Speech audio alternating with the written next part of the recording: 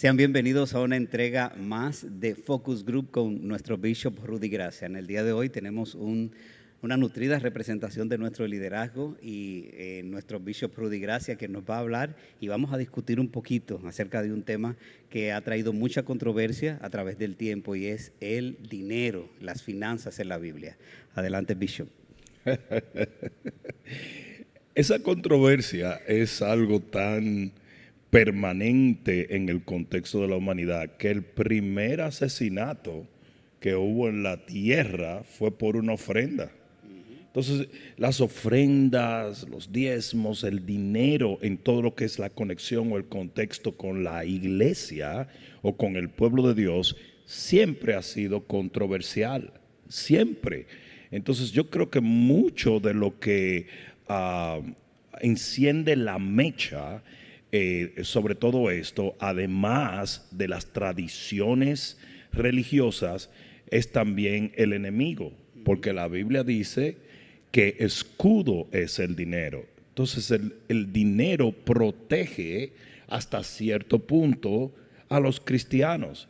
Y una de las cosas que el enemigo más promueve es la pobreza dentro del contexto de la iglesia cristiana. Sin dinero no se puede predicar el evangelio, porque aunque el evangelio es gratuito, la manera en que se lleva a las masas no lo es. Se necesitan auditorios, se necesitan plataformas, se necesitan televisión o micrófonos. Redúcelo a cualquier recurso o expándelo a cualquier otro tipo de recurso mayor, pero de que se necesitan recursos, se necesitan y tienen que ser comprados con dinero. Y una de las cosas que el enemigo promueve fehacientemente a través de la herramienta de la tradición y la religión es la pobreza o más bien la villanización de cualquier tipo de riqueza o abundancia en el contexto del pueblo de Dios. Por lo tanto, hoy vamos a tratar de ese tema, vamos a compartir algunos conceptos bíblicos y vamos de una vez y por todas a dejar por asentado si realmente hay algo malicioso, algo malvado detrás de los recursos del dinero y si Dios está en contra de la prosperidad económica. Qué bien. Vamos a pasar con Ruth Cantillo. Tiene la primera pregunta. Adelante, Ruth. Claro que sí, Bishop. ¿Cuál es el ABC de la administración de las finanzas de un cristiano? Bueno, yo creo, es muy interesante que una vez un hombre dijo, nada refleja más tu espiritualidad que tu libro de cheques. Porque la Biblia dice, donde está tu tesoro, allí está tu corazón. Entonces, cuando un hombre tiene su corazón en el alcohol, sus tesoros van a parar en el alcohol. Pero cuando un hombre tiene su corazón en Dios, entonces sus recursos deben también poner a Dios primero. Y eso es algo que nosotros tenemos que entender. Si yo quiero ver la espiritualidad muchas veces de una persona, tengo que ver en dónde él invierte su tesoro. Porque eso refleja dónde están los deseos y los anhelos de ese corazón. Entonces yo creo que lo primero tiene que ser poner a Dios primero, entregarle primicias a través de diezmos y ofrendas. Después de allí podemos ver que hay muchos principios bíblicos tales como el ahorro. Una de las cosas que enseñó la palabra con respecto a José fue que José salvó el destino de la nación de Israel por ahorro. Él ahorró en tiempo de vacas gordas para que cuando vinieran las vacas flacas él tuviera cómo defenderse. Ahí vuelve otra vez el dinero a ser un escudo. Entonces, lo que es el ahorro, la buena administración, el no echar sus perlas a los puercos, a los cerdos, que es un principio muy importante porque muchos de los recursos de los cristianos se pierden literalmente en desperdicio por compras emocionales. Miren, una cosa que yo recomiendo para todo cristiano es todos los días tú tienes que abrir esa aplicación del banco y tú tienes que leer, aunque tú sepas en qué tú gastaste el dinero, tienes que leerlo. Y eso te va a disciplinar a decir, caramba, ¿cómo fue que yo gasté tanto en esto? Y yo gasté tanto en esto. Y te va haciendo un mejor administrador por la concientización de que nosotros tenemos recursos limitados. No importa cuánto te prospere Dios o te bendiga Dios. Michael Jackson murió con una deuda de $300 millones. Y fue un hombre que hizo millones y millones de dólares. Entonces nosotros tenemos que entender que una cosa es creer que Dios bendice y otra cosa es saber administrar. Por lo tanto, podemos continuar obviamente hablando de esos principios en cuanto a la economía del cristiano, pero por lo pronto ahí hay 3 principios: lo que es primicia, lo que es ahorro y lo que es buena administración e inversión consciente de dónde va tu dinero. Gracias, Bishop. Adelante, Cristian Cantillo. Bishop, usted tocó una parte muy que yo he visto en cristianos en estos tiempos, que se han enfocado mucho en el ahorro, pero se han olvidado del diezmar, el de ofrendar, el de honrar, como usted nos compartió ahorita, el de entregar primicias. Y a veces eso lo he visto que se ha vuelto muy trascendental en ciertas personas. ¿Qué consejo usted le puede dar a esas personas? Bueno, lo que sucede es, la Biblia no puede estar más claro. Existen lo que se llaman cisternas rotas. O sea, cuando tú ahorras, cuando tú pones agua en una cisterna que está rota, no la va a retener. Si usted no diezma y no ofrenda, hay una garantía, tal como lo dice la palabra. Dice, trabajas mucho y recoges poco, y lo que recoges lo echas en un saco roto. ¿Por qué? Porque no me estás honrando a mí, no me estás poniendo primero. Y les voy a decir la razón por la cual mucha gente en el pueblo de Dios no diezma y no ofrenda. Pastores. Porque un montón de pastores se han intimidado con la narrativa antagonística a enseñar responsabilidad financiera espiritual a su gente, que ellos se han rendido en hablar de diezmos como si los diezmos fuesen para ellos. Los diezmos no son de los pastores, los diezmos son de Jehová. Por eso es que hay una maldición sobre el que no diezma. ¿Por qué? Porque hay una maldición sobre la rebeldía. ¿O no dice la palabra, si yo soy padre y si yo soy Señor, ¿dónde está mi honra? Entonces, es importante que entendamos que hoy en día hay muchísimos cristianos que se sienten completamente cómodos no diezmando, no ofrendando, no honrando a Dios, porque muchos pastores han huido ante la presión tan horrenda que hay en contra de los ministerios que enseñan principios espirituales de economía. ¿Estamos claros? Es impresionante, yo lo sé, porque yo soy ministro de ministros y te puedo decir que hay ministros que odian, detestan, se sienten amedrentados a hablar de lo que Jesús habló más que del cielo y del infierno puesto juntos. Eso se tiene que entender. Jesús habló más de dinero, de recursos, que del cielo y del infierno juntos. ¿Por qué? Porque el dinero refleja el corazón, refleja la intención del corazón, refleja tu afecto. Donde está tu dinero está tu corazón. Entonces, sí, hay muchos cristianos que tienen, entre comillas, buenos principios bíblicos, pero están basados en la sabiduría terrenal y diabólica, no en la sabiduría divina, porque la sabiduría divina habla claramente no solamente del ahorro, sino de honrar a Dios con nuestras primicias. De nada sirve ahorrar, porque lo dice la Biblia, en vano edifican los edificadores si Jehová no está con ellos, en vano ponen guardia a la ciudad si Jehová no los defiende, no los guarda, no los cuida. Entonces, tú estás guardando simplemente para perder cuando ahorras, pero no honras a Dios. Amén. Y antes de pasar a este lado del panel, Bishop, me gustaría aprovechar que tenemos un matrimonio de este lado para preguntarle acerca de cómo afectan De este lado, exacto, no de de este ese lado. el matrimonio Porque Cantillo, sí. de grandes líderes de nuestra congregación.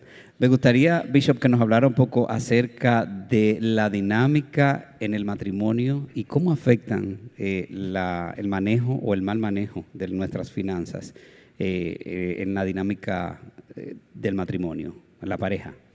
Sí, bueno, yo creo que las finanzas, o más bien, la decisión de las finanzas la tiene que llevar el hombre, porque el que decide sobre la cartera es el que tiene los pantalones, o sea, es el líder. No sé si están entendiendo.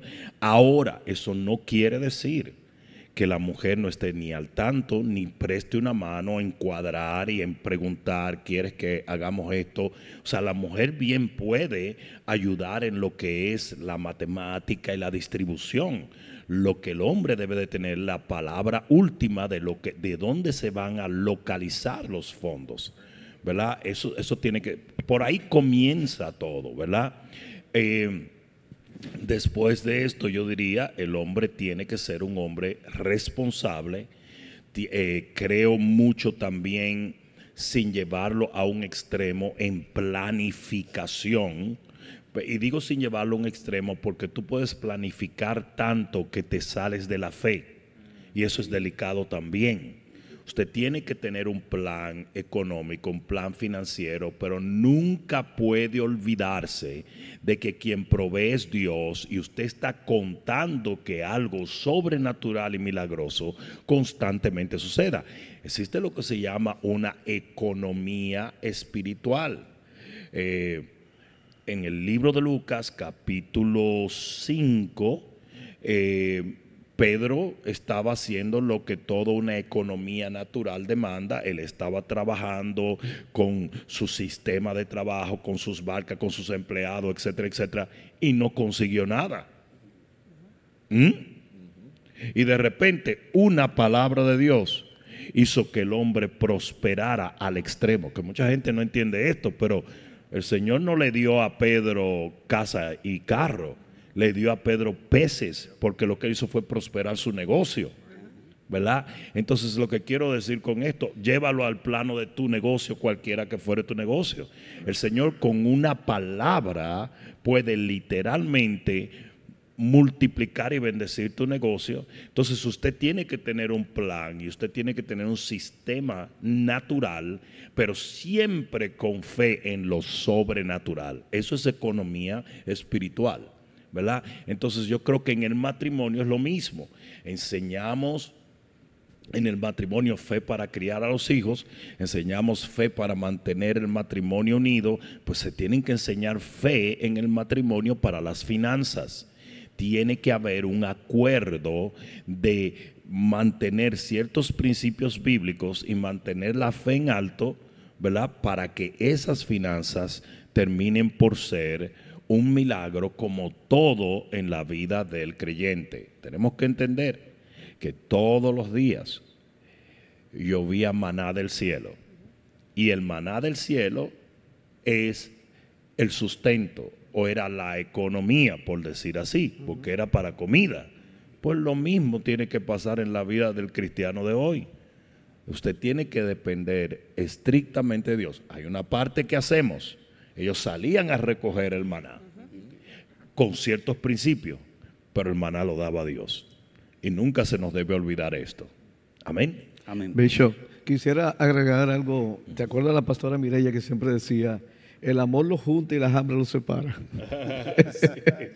Tú sabes que para el 2023 se hizo una encuesta y el 25% de eso que tú estás hablando precisamente, de los divorcios que terminaron en divorcio, eran por problemas económicos. Estamos hablando de una cuarta parte de todos los divorcios. Claro. O sea que es fundamental que se determine cómo vamos a manejar ese aspecto de las finanzas. Claro.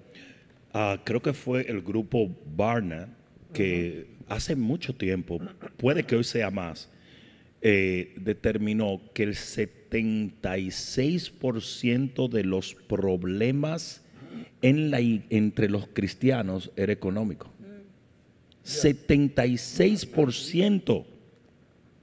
Eso es impresionante. Es impresionante.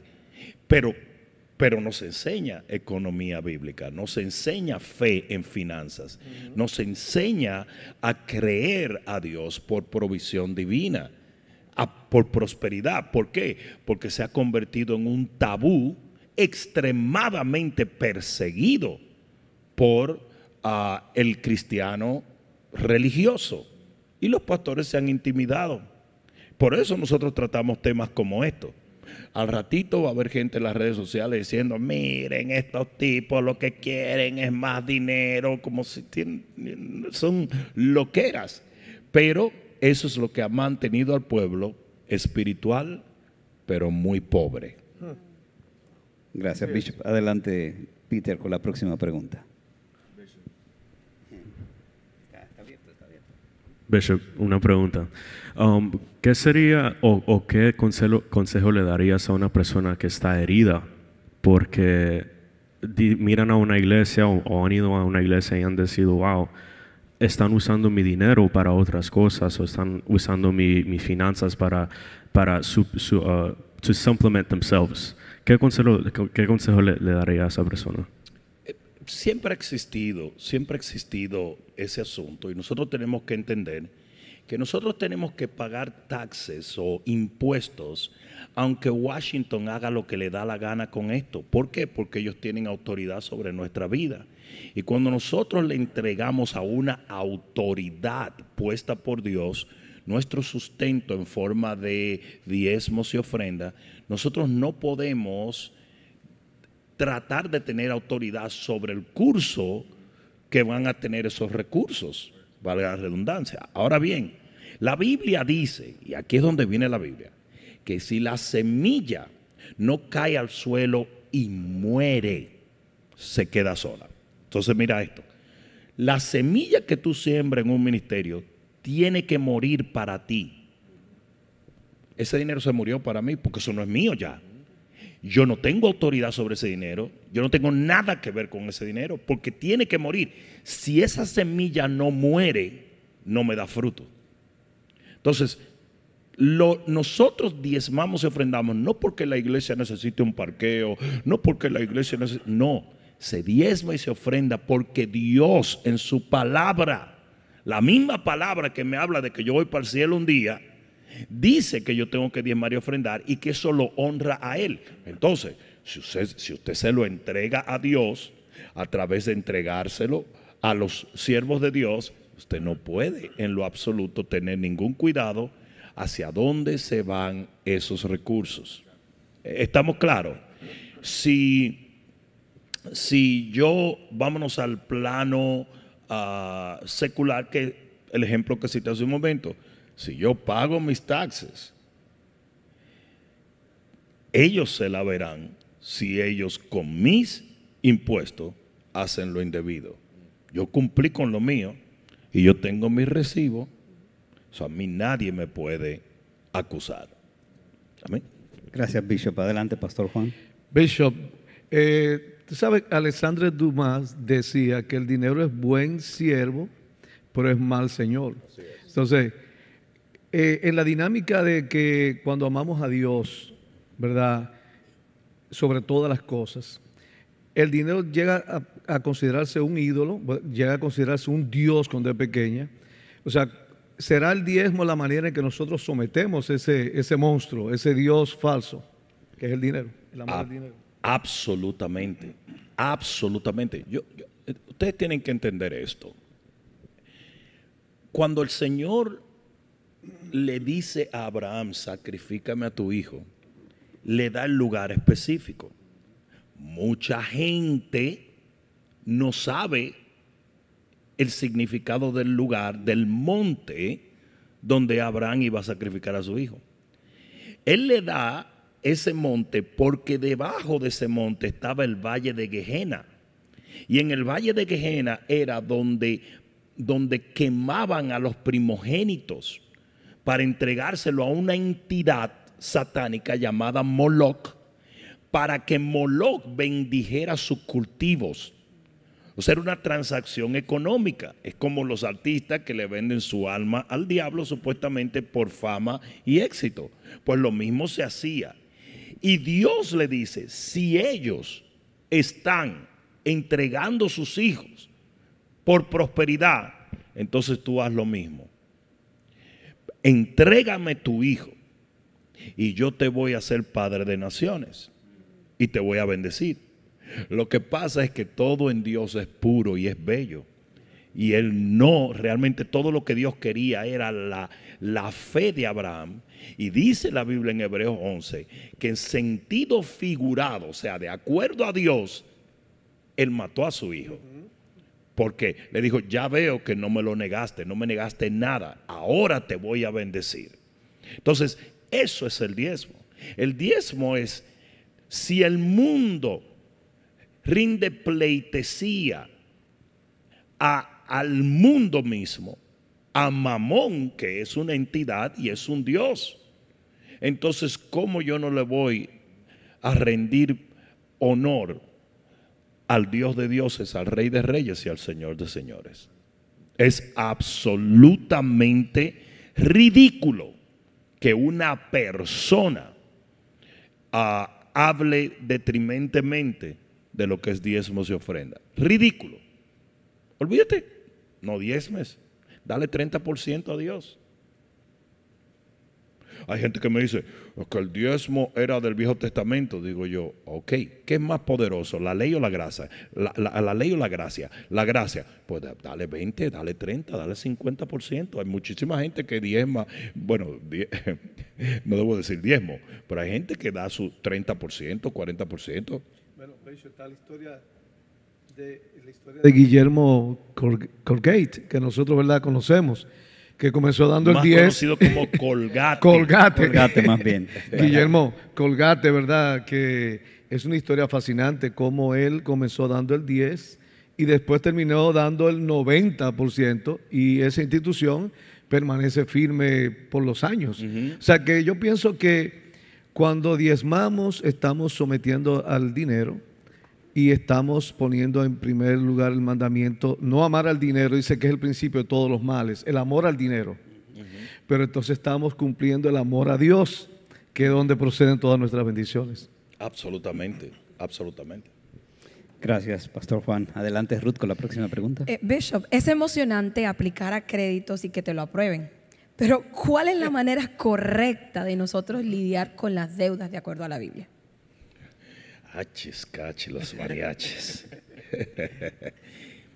Yo diría que hay ciertas deudas que son justificadas, ¿verdad? Y la Biblia habla de préstamos. La Biblia habla de préstamos. Claro. O sea, es un sistema bíblico también. Pero habla de un sistema donde tú no puedes abusar y tú tienes que tener el comedimiento y la sabiduría necesaria para utilizar ese sistema, para que ese sistema no termine por aplastarte. Yo creo en el contexto de la vida moderna, yo creo que tomar un préstamo, un mortgage de una casa, ¿verdad? Yo creo que es justificable, pero ya cuando vas a tomar una tarjeta de crédito para andar gastando en tonterías, ¿verdad? Para estar ordenando babosadas en Amazon, tú entiendes lo que ya tú estás exponiéndote a que ese sistema que es dado para ayudar a tu prosperidad, ¿verdad? Ya tú te estás exponiendo a que ese sistema trabaje en contra de ti. Entonces yo creo que tiene que haber mucho, para utilizar el crédito tiene que haber mucha sabiduría, tiene que haber mucho comedimiento y tiene que haber definitivamente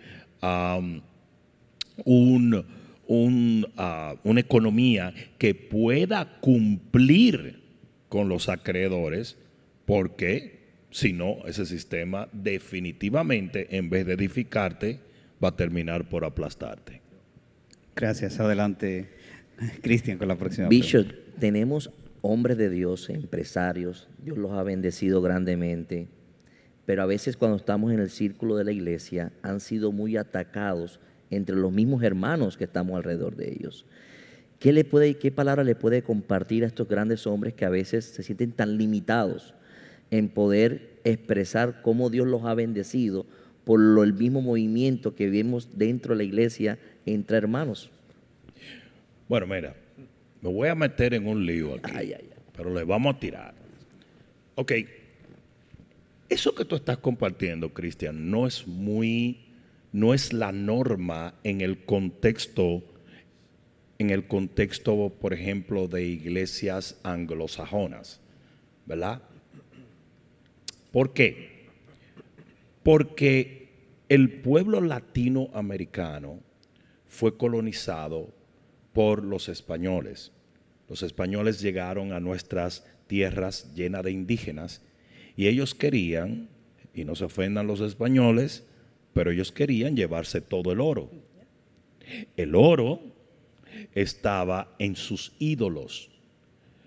Ellos traen a la iglesia católica para que la iglesia católica los evangelice en el catolicismo y les deje saber a ellos que esos ídolos eran diabólicos.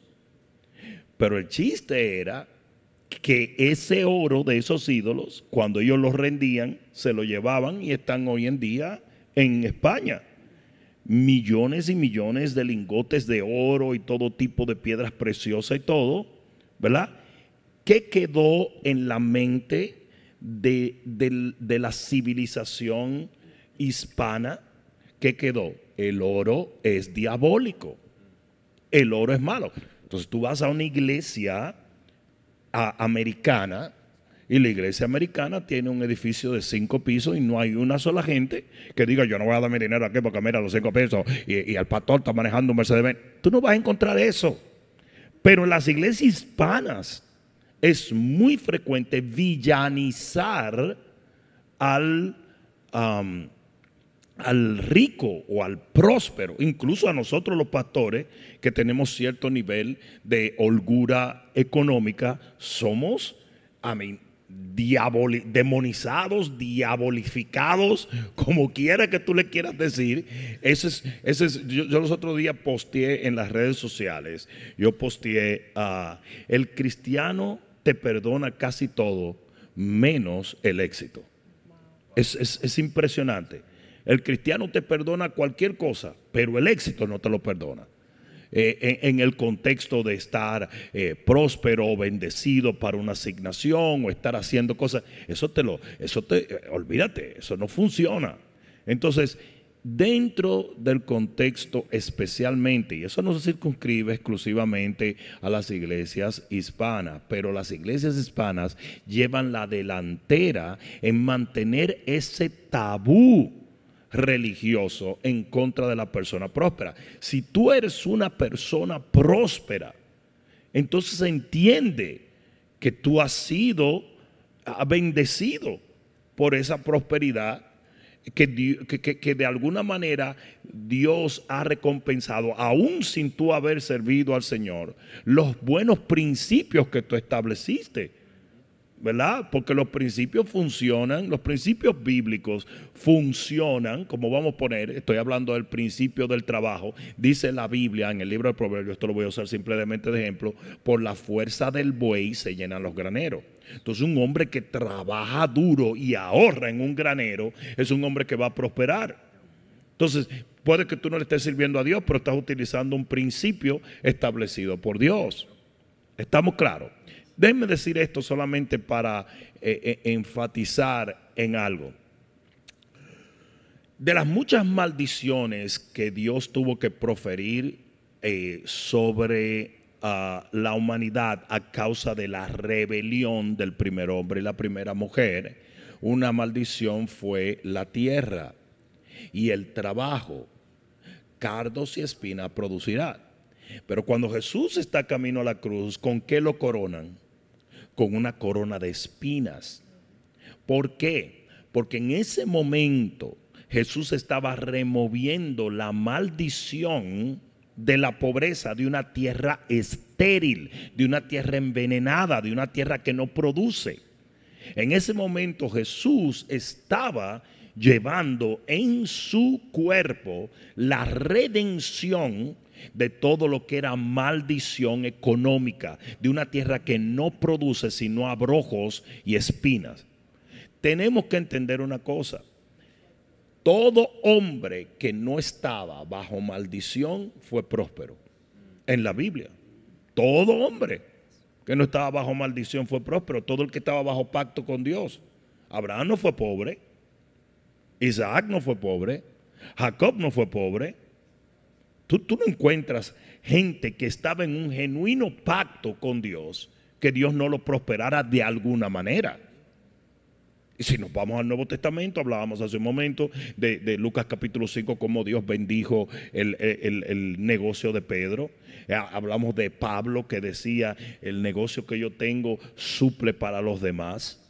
O sea, estamos hablando de que la prosperidad y la bendición económica, y quizás no debí decir prosperidad porque ya esa palabra se ha convertido en un tabú, pero de todas maneras hay que decirlo, porque prosperidad viene de la palabra vudú en el hebreo, que quiere decir tener a alguien más poderoso que tú amparándote en el camino. Eso es lo que es prosperidad. La prosperidad no se circunscribe a la economía solamente, se circunscribe al hecho de que Dios te guarda, y porque Él te guarda, las cosas siempre salen bien. Entonces es importante que entendamos: si usted es una persona próspera, siéntase feliz, porque dice que toda buena dádiva viene de Dios. Amén. No me vengan a decir a mí que tener una buena economía es algo horrendo. Los castigos y los juicios divinos venían acompañados de pobreza. ¿Sí o no? Venía acompañado de pobreza. Y la bendición en la Biblia iguala a la lluvia que hace prosperar y germinar el campo, todo iguala a la abundancia. ¿Estamos claros? Entonces, la bendición iguala a la abundancia, la maldición iguala a la escasez. Yo no sé quién en este mundo es capaz de voltearlo en nombre del Señor mismo. Eso es una locura. ¿O acaso el primer milagro de Jesús no fue la multiplicación o la reproducción de algo material? ¿O acaso Él no anduvo multiplicando panes y peces? ¿Qué sucede en el día de hoy? Que la religión ha tomado control de lo que es una narrativa que jamás debe de aplicarse a los hijos de Dios. Amén. Amén. Muchas gracias, Bishop, por compartirnos sabiduría a la luz de la palabra de Dios. A ustedes, gracias por estar con nosotros. Nos vemos en una próxima entrega.